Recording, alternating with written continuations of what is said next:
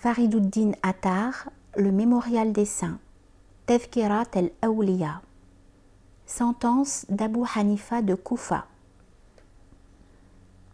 Ce flambeau de la loi écrite, cette lumière de la voie de la religion, cette mer de toute espèce de science, ce guide des fidèles, ce soufi ami du prophète, Abu Hanifa de Koufa, que Dieu se complaise en lui. Il n'est pas possible de donner une idée complète de ses austérités, de ses actes de dévotion, de son amour de la retraite. Il possédait à fond la science du droit et de la vie spirituelle. Pour la libéralité, il n'avait pas son pareil. Anas ibn Malik raconte au sujet de l'envoyé, sur lui soit le salut, qu'un jour celui-ci dit « Parmi mes fidèles, un homme surgira dont le nom sera Abu Hanifa et le surnom Nu'man ibn Thabbit. Il sera le flambeau de mes fidèles. » La description de sa personne a été donnée dans le livre de la loi, Tawra. Abu Yusuf disait « Durant 19 ans, j'ai servi Abu Hanifa et pendant ces 19 ans, il fit toujours la prière du matin sans avoir besoin de renouveler la purification qu'il avait faite à la prière du coucher. » Imam Shafi'i disait « Dans la science de la jurisprudence, les savants du monde entier sont les disciples d'Abu Hanifa. » Celui-ci avait connu plusieurs des compagnons du prophète, sur lui soit le salut, et avait eu des relations avec eux, aussi bien qu'avec Ja'far as-Saddiq et de nombreux docteurs. Dans la nuit, dans la suite, lorsqu'il se rendit au tombeau de l'envoyé, sur lui soit le salut, Abu Hanifa s'écria « Salut sur toi, Seigneur des envoyés !» Une voix sortant du tombeau lui répondit « Salut sur toi, imam des musulmans !» Abu Hanifa se tenait toujours dans la solitude. Une nuit, il rêva qu'il pénétrait dans le tombeau de l'envoyé, sur lui soit le salut, et qu'il opérait un tirage entre ses ossements, un triage entre ses ossements. Il avait fait part de ce songe à un des compagnons. Celui-ci lui dit « Il te sera accordé une grande part de la science de l'envoyé, en sorte que tu trancheras beaucoup de questions. » Une nuit, Abu Hanifa vit en songe l'envoyé, sur lui soit le salut, qui lui dit « Ô Abu Hanifa, Dieu t'a créé pour ressusciter mes traditions en les mettant au jour. Pourquoi rester confiné dans une solitude dont tu ne sors pas ?» Un jour, le calife Mansour, ayant donné une terre à un de ses serviteurs, lui en fit rédiger un acte par écrit. Il y avait un homme instruit, appelé Chouhaib, qui était le professeur d'Abu Hanifa. On lui apporta cet acte en lui disant « Le calife a fait don à un tel d'une terre. Écrivez votre attestation sur cet acte. » Aussitôt, Chouhaib écrivit son attestation, ce que firent également tous les ulama. Abu Hanifa, lorsqu'on lui porta cet acte, ne voulut point y écrire son attestation. « Ou que le calife vienne ici, dit-il, ou bien allons nous-mêmes trouver le calife. Nous entendrons son témoignage et nous pourrons ensuite consigner par écrit une attestation qui sera valable. » Mais, lui objectèrent les serviteurs du calife, le cadi a écrit, tous les ulama ont écrit, pourquoi faire des embarras et refuser d'écrire? Lorsque cet incident parvint aux oreilles du calife, celui-ci fit appeler Chouhaib et lui posa cette question.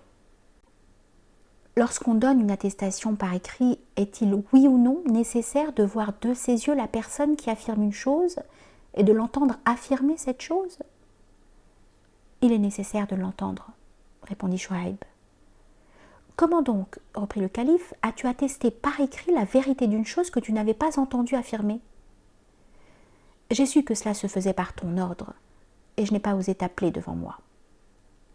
Voilà qui est bien loin de la droiture, s'écria le calife.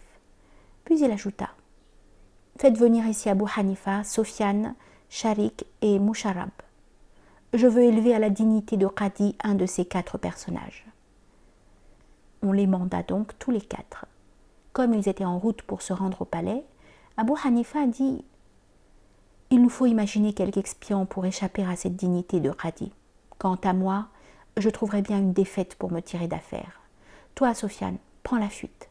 Toi, Musharrab, ne te sauve pas, mais freins la folie. » Sharik lui dit «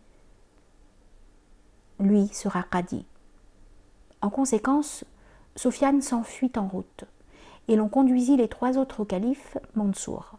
« Allons, Abu Hanifa, s'écria le calife, à toi d'être qadi. » Mais, objecta celui-ci, je ne suis pas arabe, et les séyids du peuple arabe ne me reconnaîtront pas pour qadi. Toi qui es le calife des musulmans, ne permets pas que je tente une pareille aventure. Abu Hanifa se tira d'affaire par ces paroles. À ce moment, Musharrab, saisissant la main du calife, lui dit « Comment te portes-tu? Comment se portent ta femme et tes enfants ?»« Laissez aller celui-ci, dit le calife, il est fou. » Et Musharrab, lui aussi, échappa de cette manière. Le calife s'adressa alors à Sharik. « Allons, Sharik, à toi d'être qadi. » Et Sharik devint qadi. Chaque nuit, Abu Hanifa faisait une prière de 300 rak'a. Un jour, comme il passait devant une femme, celle-ci dit à une de ses compagnes « Voilà un homme qui, chaque nuit, fait une prière de 500 rak'a. » À partir de ce moment, Abu Hanifa, ne voulant pas qu'on donnât un démenti à ses femmes, fit chaque nuit une prière de 500 rak'a. Une autre fois, des enfants qui jouaient, l'ayant vu passer, dirent « Voilà un homme qui, chaque nuit, fait une prière de 1000 rak'a. » Et dès lors, il fit effectivement chaque nuit une prière de 1000 rak'a. Un de ses disciples lui dit « Ô imam, on prétend qu'Abu Hanifa ne dort pas jusqu'au premier rayon de l'aurore. » En effet, répondit-il, j'ai pris la résolution de ne pas dormir la nuit. Et à partir de ce moment, il fit la prière du matin sans avoir à renouveler les purifications qu'il avait faites pour la prière du coucher. Par suite de ces actes de dévotion continuels, ses genoux étaient devenus comme ceux d'un chameau.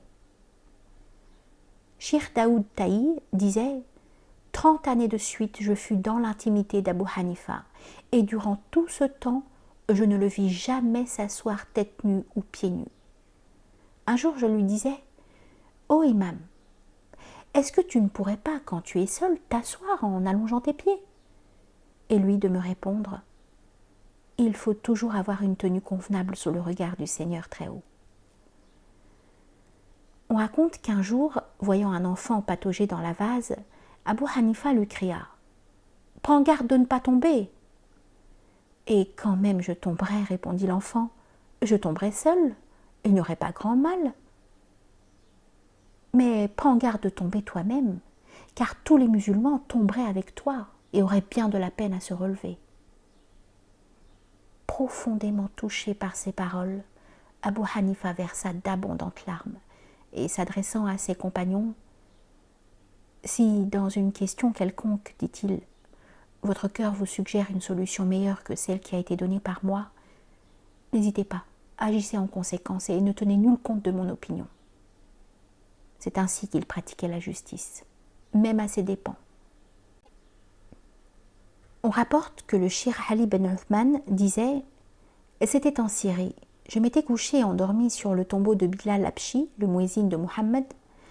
Je vis en songe l'envoyé, sur lui soit le salut, qui avait l'air de porter dans ses bras un jeune enfant.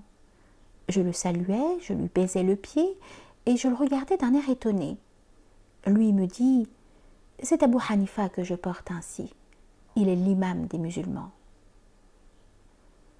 Naufel ben Khayyan dit « Après la mort d'Abu Hanifa, une nuit je vis en songe la scène de la résurrection. Je vis aussi l'envoyé, sur lui soit le salut, qui se tenait au bord du bassin Kawthar. Un personnage à barbe blanche, la figure toute rayonnante, était placé en face de l'envoyé, sur lui soit le salut, à la droite et à la gauche duquel était une foule nombreuse. Tout près de l'envoyé, sur lui soit le salut, se tenait Abu Hanifa. Je m'avançai vers lui, je le saluai et lui demandai de l'eau. Sur l'ordre de l'envoyé, sur lui soit le salut, Abu Hanifa me donna de l'eau. « Qui sont donc, lui demandai-je alors, ces vieillards qui se trouvent à la droite et à la gauche de l'envoyé, sur lui soit le salut ?» « Celui qui se tient à sa droite, me répondit-il, c'est Ibrahim, le prophète, sur lui soit le salut. Celui qui se tient à sa gauche est Abu Bakr Siddiq,